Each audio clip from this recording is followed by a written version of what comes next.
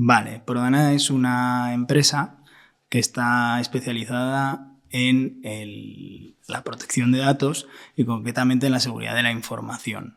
¿Vale? Lo que hacemos es ayudar a entidades, bien sea empresas, autónomos, ayuntamientos, clubes deportivos, cualquier entidad a cumplir con la Ley Orgánica de Protección de Datos. Eso es lo que fundamentalmente hacemos. Vale, muy bien. Ya, esto es un tema, el trabajar o traerte un poquito al podcast, ¿no? Era porque nosotros conocemos de hace un tiempo, de que hemos empezado a trabajar juntos y la experiencia ha sido muy buena. Y aunque este no es un podcast para hacer publicidad de nada, y yo con la gente que trabaja y tal, lo voy a decir igualmente, me da igual, pero sí que es verdad que me impactaba mucho la historia un poco detrás, ¿no? El hecho de que, tú vengas de otro lado, que tú montes esto, que estés solo, que lo estés haciendo, que estés creciendo más incluso de lo que puedes casi abarcar, ¿no? Entonces, esa historia me impacta y me gusta traerla porque quiero que haya historias de gente, ¿no? Que cambia el chip, que aterriza en un sitio y que al final se enfoca en, soluciona un problema de la gente y la gente te puede pagar por ello. Y los negocios son así de fáciles. Una empresa se monta para solucionar un problema que tiene un tercero y que está dispuesto a pagar por ello. Y entonces con eso dije, no, tenemos que traer a Alberto porque en un sector donde hace falta poca inversión, quizás de inicio, donde es un servicio, donde no me hace falta muchísima gente, donde no me hace falta a veces ni oficina, soy capaz de dar un servicio premium, perfecto, de primer nivel a muchas empresas y que estén dispuestas a pagar de forma recurrente por ello. Entonces, claro, todos esos ingredientes, dije, pues, tenemos que traerlo para inspirar y para que dé ejemplo de esto, ¿no?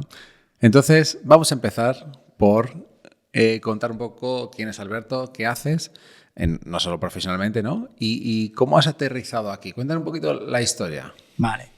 Bueno, Alberto es una persona normal y corriente que es un emprendedor que sí que es cierto que en mi familia, mis padres, algún tío, primos, sí que han sido emprendedores.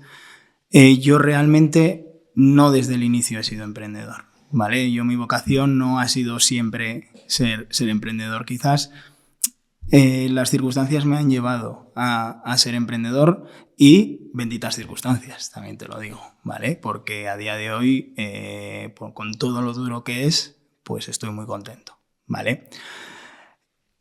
¿Cómo empieza todo el tema de Prodana? Pues yo me remontaría a la crisis del 2008, eso es. Yo estaba en otro sector totalmente diferente, trabajaba por cuenta ajena. Hasta ese punto, tú habías tenido, digamos, estabas trabajando cuenta ajena. Entiendo que como un camino muy estándar, ¿no? Estudio, hago una carrera o tal, me meto a trabajar en una empresa. Eso es, voy mejorando, ¿no? Laboralmente en diferentes empresas. Pero vamos, muy estándar. Sí. Vale. Sí. Y muy plano, incluso, diría yo. ¿No te había picado hasta entonces el gusanillo de hacer algo por tu cuenta? Sí me había picado, pero como estaba cómodo. Ah, claro. Uh-huh. Vale, entonces al final estás cómodo, te involucras en el trabajo, te gusta lo que estás haciendo, no tienes esa necesidad de dar ese salto, que es un salto al vacío. Sí, pero has visto la necesidad de... Que al final la comodidad nos apalanca un poco, ¿no? Siempre. Sabemos que todo trabajo tiene sus problemas, sus dificultades. Obviamente cuando estás de emprendedor tienes unas dificultades, cuando estás por cuenta ajena tienes otras, pero estás cómodo. ¿Vale? Y bueno, igual sí que lo que detonó todo fue la crisis. Es posible que sin crisis también se hubiera detonado, sí. No lo sabemos, pero... Hubo ese chispazo y detonó. Efectivamente. Entonces, bueno, pues llega la famosa crisis y yo pierdo el trabajo. Además, al principio de la crisis, ¿vale? Estábamos en una empresa que se dedicaba a todo el tema de oficinas modulares y demás. Y claro, eso cae en picado. Uh-huh. No hay construcción, no se hacen oficinas modulares y se pierde el trabajo. Paso unos años horribles. O sea, cuando te digo horribles, traumática encima de sí, sí, porque no me falta el trabajo, ¿vale? El trabajo me puede faltar o no, pero lo que me falta es la estabilidad. En unos meses aquí, otros meses allí, otros meses...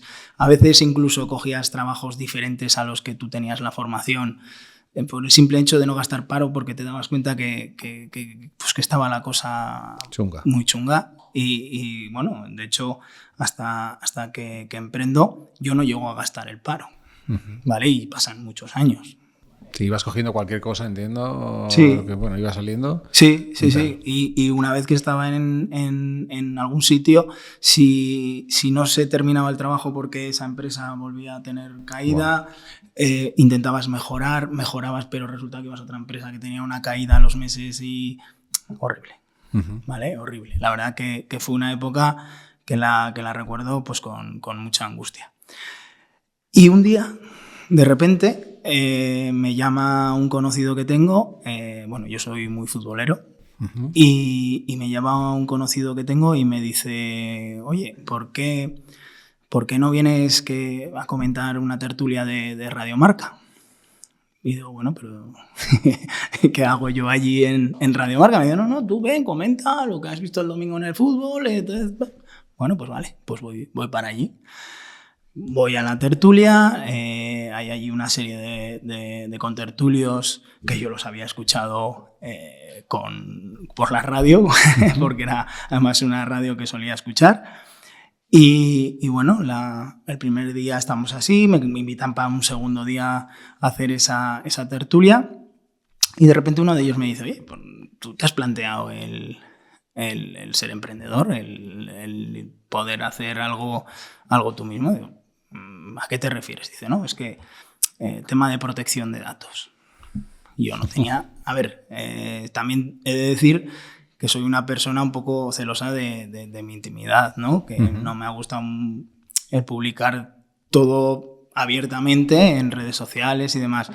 Pero tampoco era algo que me había planteado. No sé, tampoco es un sector súper llamativo, ¿no? O sea, al final es muy cumplimiento normativo y tal. Y entiendo que cuando estás dentro igual ya empiezas a conocerlo, pero desde fuera, o por lo menos la visión que tenemos desde fuera, no es un sector que te atraiga por, no sé, como puede ser otros que dices, qué bonito tiene que ser construir casas, porque dices, bueno, esto es otra historia. Eso es. Entonces ahí hubo una mezcla del mal momento en el que estaba, y que probablemente el conocido este que te comento que me invita a la tertulia es porque no me vio del todo bien, ¿vale? Sí.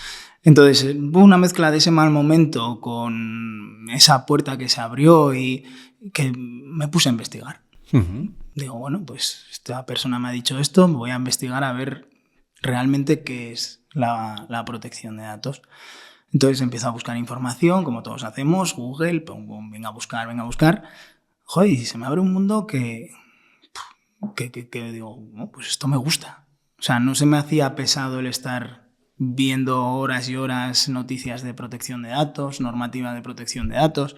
Incluso va muy enfocado hacia esa privacidad que yo inconscientemente estaba aplicando en mi vida. ¿Vale? Me sabía mal lo que me llamasen por teléfono llamando por mi nombre, etcétera, etcétera, ¿no? Y quedo un día con esta persona, tengo una entrevista y le explico, le digo, bueno, pues me ha picado la curiosidad, ¿qué es lo que hay que hacer para estar bien y formado en materia de protección de datos? Entonces me cogió, me dio la ley orgánica, un libro, y me dijo, bueno, pues léetelo y luego te puedes certificar como delegado de protección de datos. En ese momento iba a haber un cambio de ley, todavía no se había hecho efecto, pero había salido el Reglamento General de Protección de Datos a nivel europeo, ¿vale? Y sí que es verdad que iba a haber un cambio en cuanto a la normativa y a las obligaciones que iban a tener las entidades en poder gestionar la protección de datos. Entonces, claro, yo estudio la ley antigua, ¿vale? Pero ya con el reglamento que se había aprobado a nivel europeo en la mano, ¿vale? Entonces, bueno, pues empiezo a estudiarme todo eso y la verdad que me apasiona. Es un tema que voy leyendo, voy leyendo artículos. Claro, si tú lees un artículo sin más, es un coñazo. ¿Vale? Hablando pronto y mal. Bueno, hay gente que le gusta. Sí, exactamente. Hay gente extraterrestres que os encanta esas cosas. Yo no podría, sinceramente, yo no podría hacer tu trabajo, eso lo tengo clarísimo, pero porque es un tema quizás mental mío, ¿no? Pero es verdad que hay gente que le apasiona, o sea, que joder. Es que más que leer el artículo en sí, obviamente un artículo no apasiona a nadie, ¿vale? Pero es lo que dice el artículo, ¿vale? Cómo se aplica en el día a día. Tú lees un artículo en el cual hay una prohibición o hay unas exigencias en materia de protección de datos y directamente lo pasas a tu día a día. Y te das cuenta que, joder, pues esto no se está haciendo correctamente. Si lo traduces a lo que igual la empresa entiende o la persona tiene que entender y tal.